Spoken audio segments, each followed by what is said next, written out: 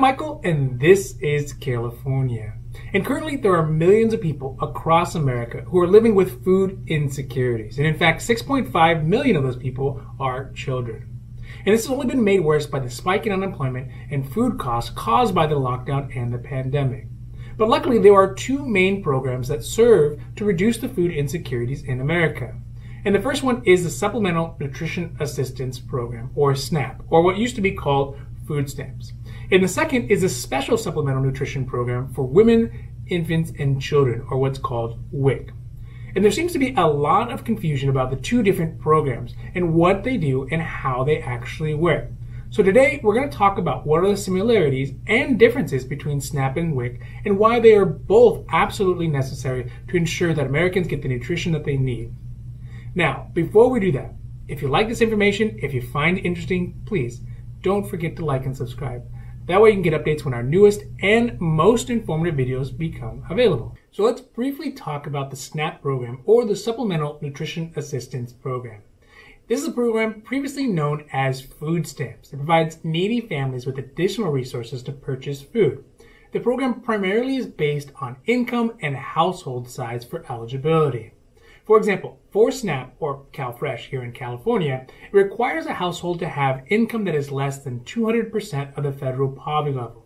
So for 2020, that would mean a household of 3 people would need to have an income that is less than $43,440 per year, or $3,620 a month.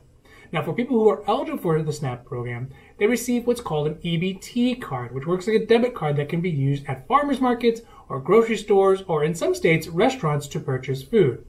And any food that's available through the SNAP program can be purchased, and there's generally not a limit to one type of food or another. In 2019, the program had 38 million participants, and the total budget for SNAP was $60 billion. So needless to say, it's a very large program, and one of the biggest ways that the U.S. government fights hunger across the country. Now, on the other hand, we have WIC, or its official name, the Special Supplemental Nutrition Program for Women, Infants, and Children, or WIC. It's available in all 50 states and was authorized under the Healthy, Hunger-Free Kids Act of 2010. It aims to safeguard the health of low-income women, infants, and children up to the age of 5 years old. It provides food, nutritional education, and referrals to healthcare to its participants who potentially have health risks because of nutritional issues. And since it began, WIC has served to provide assistance for millions of moms and children across America. Additionally, it covers things that are often not covered by SNAP and can provide specific targeted foods to assist its participants with their nutrition.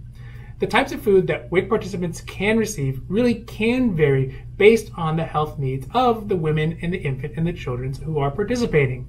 And it is possible to actually get both SNAP benefits and WIC benefits at the same time. Although, because of the nature of the eligibility of WIC, you'll generally be on WIC short term, while SNAP is a program that is more permanent and covers more groups of people. So let's talk about the differences between SNAP and WIC.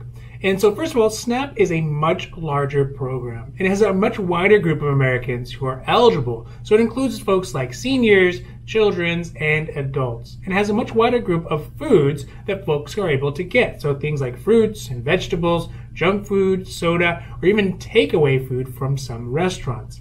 It also uses an Ebt card that can be used to purchase food, and monthly it gets refilled.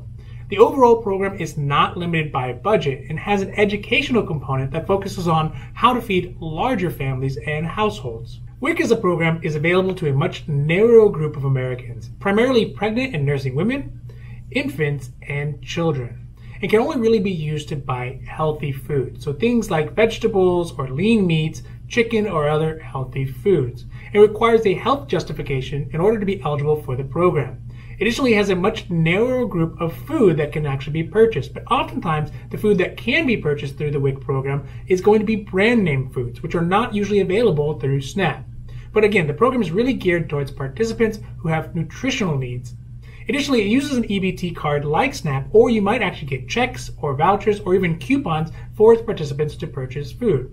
And it really focuses more on the health of infants and children and babies, so things like breastfeeding or baby formula or even baby vegetables, rather than foods for all general ages. It includes other services other than food, so nutritional education, and can make health referrals for the participants. and it is limited by a set budget. So in times when there is a higher caseload for the program, it may limit how many participants can be served by the program. So it may seem redundant to have both SNAP and WIC programs, but actually it's really not. And that's because both programs provide assistance to different types of nutritional needs. Also, when compared between having SNAP only or having SNAP and WIC, having SNAP and WIC together increases food security by 2 to 24%. Both these programs target specific needs of Americans. So for example, SNAP is for the general population and WIC is for children and pregnant women specifically. And having both creates a more comprehensive food safety net for those people who need it most. Finally, SNAP serves as a good backstop for the WIC program. For example, if WIC is at its max capacity, then SNAP is still a good fallback for those people who would normally be eligible for WIC but are not able to participate. Thank you so much for watching our video. I hope that you found it interesting or helpful or at least useful. And if you did, please don't forget to like and subscribe. That way you can get updates when our newest and most informative videos become available. Also, if you have any comments or questions, leave those down below. We love to see your comments and questions, and we'll be happy to make a new video or a new post as soon as we can.